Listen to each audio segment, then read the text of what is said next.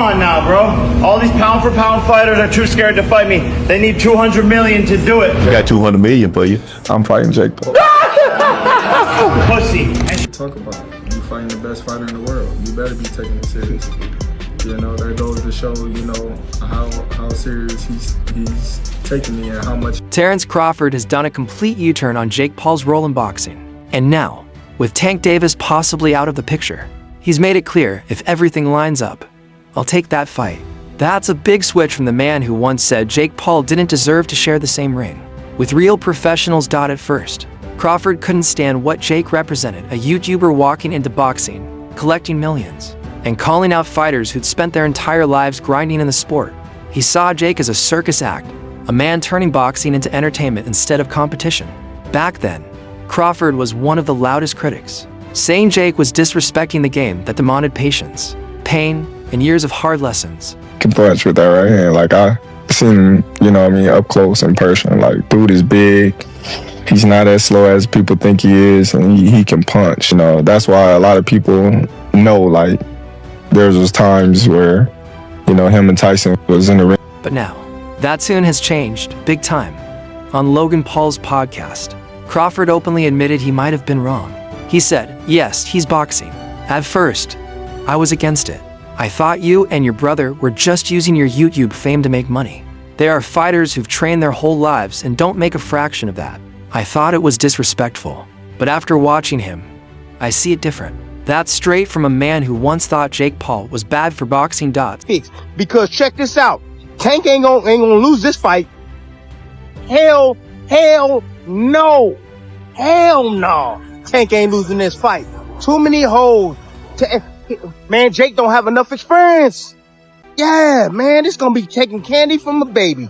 You know, Jake is missing the rules. See, this is what happened when you don't grow up in the game. When you don't grow up in the game, man, at a young age, this is what happens. You know. So what changed? Crawford started watching Jake closely. He saw the training, the focus, the grind. After seeing how serious he takes it, how much he's improving, I was like, this dude's getting better. Coming from Crawford, a perfectionist, undefeated champion, and one of the most technical fighters alive, that's real respect. He's not calling Jake elite, but he's acknowledging that the effort is authentic. For DAZN, and Jake Paul fights on Netflix. I mean, that's pretty much the bottom line. Golden Boy has a contract with DAZN. Ryan Garcia has a contract with Golden Boy. And that's just the way it is. I mean, this is business. You know, Ryan Garcia's probably going to rant saying, oh, you're keeping me from making money and this and that and fighting. No, you have to go by the law, by the rules. The real moment came when Crawford went to Puerto Rico to watch Jake fight Ryan Berland. His last fight, I was there in Puerto Rico, Crawford said. I was sitting there thinking, this dude can hit with that right hand. It wasn't about the opponent. It was about the progress. Jake looked sharper, stronger, and genuinely committed. Crawford admitted for the first time that Jake was treating this like a real career. Influencer world would be the most lucrative thing for my career, and I think I was the only one who like actually wanted to do it, and actually wanted to go all the way. And that's why I set the goal for myself early to become a world champion, set the bar extremely high. Crawford now believes Jake isn't trying to skip the line or fake greatness. He's not pretending to be ready for Usyk or Canelo. He's fighting guys who make sense for his level and improving each time.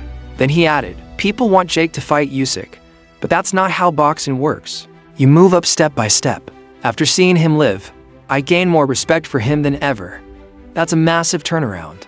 From eye-rolling critic to potential opponent. And now, with Tank Davis possibly out, that door's wide open. Kidnapping, all sorts of crazy stuff, guys. If this is true, I just talk about just fumbling the bag. One of the biggest financial opportunities of his career, and he's about to ruin it. It's being reported that Jake's team is offering Ryan Garcia as a replacement for a December. When the Jake versus Tank talks first broke out, Crawford laughed. That fight's crazy, he said, and he wasn't wrong. Jake walks around at 200 pounds.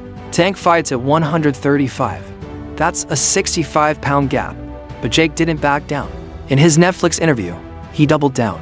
Yeah, it's crazy, but it's two of America's biggest names in boxing. It's 50-50. His skill versus my size. Nobody knows what'll happen. There's footage.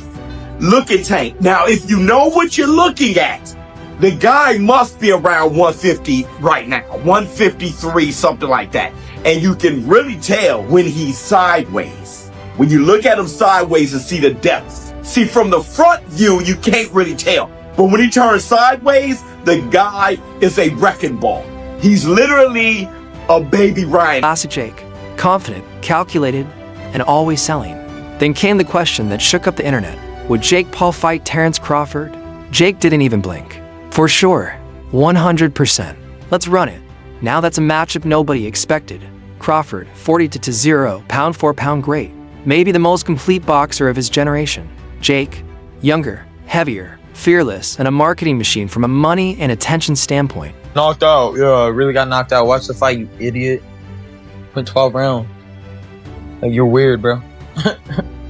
Bro didn't even knock me out or even throw punches. That's sad, bro. Just know, bro, I'm coming back. It's gonna be vicious. Like, you guys don't want to see that. You guys are weird trying to troll me over a fight I didn't even care about. God, 5 with a 67-inch arm reach. But as you can see here, he's working on his versatility. He's now working on fighting orthodox. He's naturally a southpaw. Now It's perfect. From a legacy standpoint, it's insane.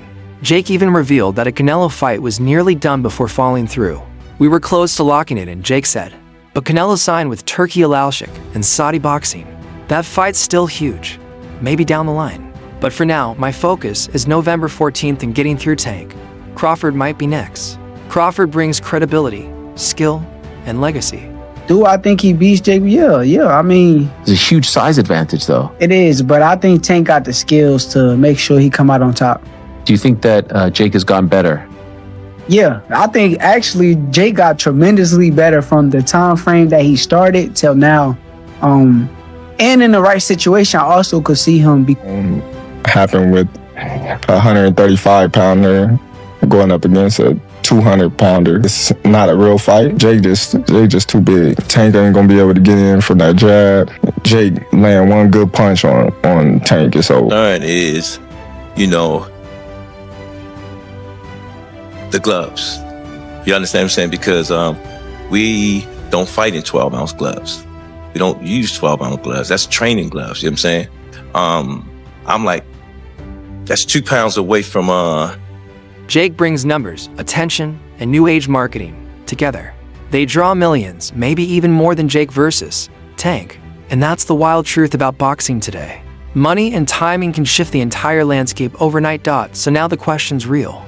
Has Crawford truly changed his stance, or is this just smart business? Would he actually fight Jake Paul for the right price? Yes, but when it comes to people that pick and lose fights, I can't get my head around it. If Tank hits him clean, he's going to sleep. He'll have a lot of smoke blowing up his backside by his coaching team and people like that, but when he gets hit for real, 10-ounce, well, I'm told it's 16-ounce gloves, no, it's like an exhibition.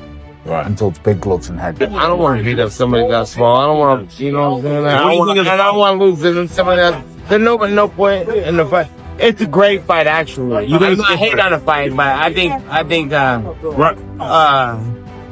my thought is let's watch and see what happens. Ryan Garcia said his boxing is turning into WWE. Yeah, with that type of matchup. You agree?